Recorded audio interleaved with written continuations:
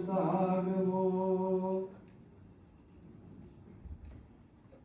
የዮሐንስ ወንጌል ምዕራፍ 20 ከቁጥር 1 እስከ 18። በእሑድ ሰንበትም ማርያም መግደላዊት ገና ጨለማ ሳለ ገስግሳ ወደ መቃብር መጣች። ድንጋዩንም ከመቃብሩ አፍ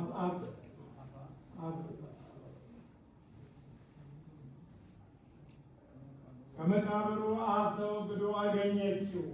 ሮጣም ወደ ስምዖን ጴጥሮስ ጌታዬ ኢየሱስ ይወደው ወደ ነበረ ወደዚያ ወደ ሁለተኛው ደቀ መዝሙር ደርሳ ጌታዬን ከመቃብር ወስደውታል፣ የወሰዱበትንም አላውቅም አለቻቸው። ጴጥሮስና ያ ሁለተኛውም ደቀ መዝሙርም ወጡና ወደ መቃብር ሄዱ።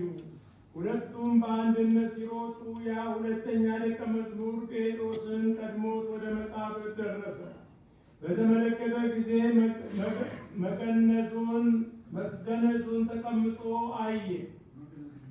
መግነዙን ተቀምጦ አየ፣ ነገር ግን አልገባም። ስምዖን ጴጥሮስም ተከትሎ ደረሰና ወደ መቃብር ገባ። ከፈኑንም በአንድ ወገን ተጠቅልሎ አገኘው። በራሱ ላይ የነበረ መጠምጠሚያም ለብቻው ተጠቅልሎ ነበር እንጂ ከከፈኑ ጋር አልነበረም። ከዚህ በኋላ ያ ጴጥሮስን ቀድሞት ወደ መቃብር የደረሰው ሌላው ደቀ መዝሙር ገባ፣ አይተውም አመኑ። ከሙታን ተለይቶ ይነሳ ዘንድ እንዳለው ስለ እርሱ በመጽሐፍት የተጻፈውን ገና አላወቁም ነበርና። ከዚህ በኋላ ሁለቱ ደቀ መዛሙርቱ ተመልሰው ወደ ቤታቸው ገቡ። ማርያም ግን ከመቃብሩ በስተውጭ እያለቀሰች ቆማ ነበር። እያለቀሰችም ወደ መቃብር ተመለከተች። ሁለት የመላእክትንም ነጫጭ ልብስን ለብሰው የጌታ ኢየሱስ ሥጋ በነበረበት በአንዱ ቦታ አንዱ በራስጌ አንዱ በግርጌ ተቀምጠው አየች። እነዚያ መላእክትም አንቺ ሴት ምን ያስለቅስሻል? ማንንስ ትሻለሽ? አሏት። ጌታዬን ከመቃብር ውስጥ ወስደውታል፣ የወሰዱበትን ቦታ አላውቅም አለቻቸው። ይህንንም ተናግራ ወደ ኋላ መለስ ብላ ጌታ ኢየሱስን ቆሞ አየችው። ጌታ ኢየሱስ እንደሆነ አላወቀችም። ጌታችን ኢየሱስም አንቺ ሴት ምን ያስለቅስሻል? ማንን ትሻለሽ? አላት። እርሷ ግን የአትክልት ቦታ ጠባቂ መስሏት ነበርና ጌታዬ አንተ ወስደው እንደሆነ ሄጄ ወደ እኔ እንዳመጣው ሽቱ እንድቀባው የወሰድክበትን ንገረኝ አለችው። ጌታ ኢየሱስም ማርያም አላት። እርሷ መለስ ብላ በዕብራይስጥ ቋንቋ ረቦኒ አለችው። ትርጓሜውም መምህር ማለት ነው። ጌታችን ኢየሱስም አትንኪኝ፣ ገና ወደ አባቴ አላረኩምና፣ ነገር ግን ወደ ወንድሞቼ ሄደሽ ወደ አባቴ ወደ አባታችሁ ወደ አምላኬ ወደ አምላካችሁ አድርጋለሁ አለ ብለሽ ንገሪያቸው።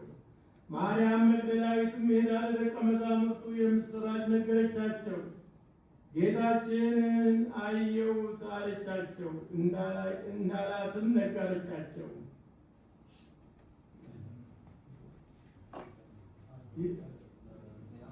ዘአምን በወልድ ወሕይወት ዘላለም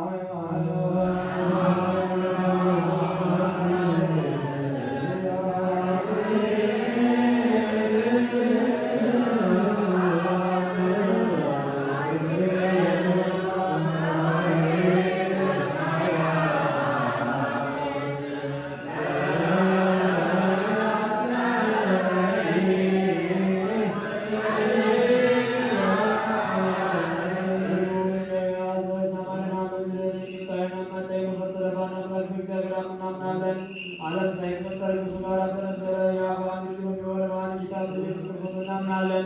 ከብርሃን የተገኘ ብርሃን፣ ከእውነተኛ አምላክ የተገኘ አምላክ፣ የተፈጠረ ያይደለ የተወለደ እንጂ በመለኮቱ ከአብ ጋር የሚተካከል ሁሉ በእርሱ የሆነ ያለ እርሱ ግን ምንም የሆነ የለም።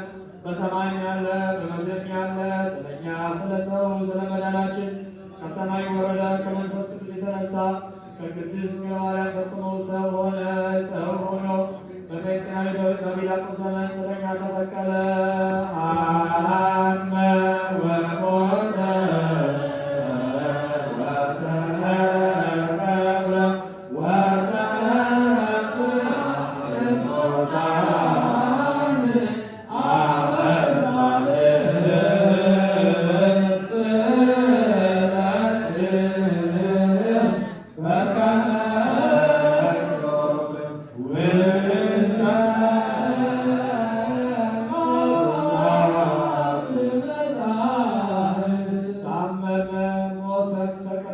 በሦስተኛው ቀን ከሙታን ተለይቶ ተነሳ።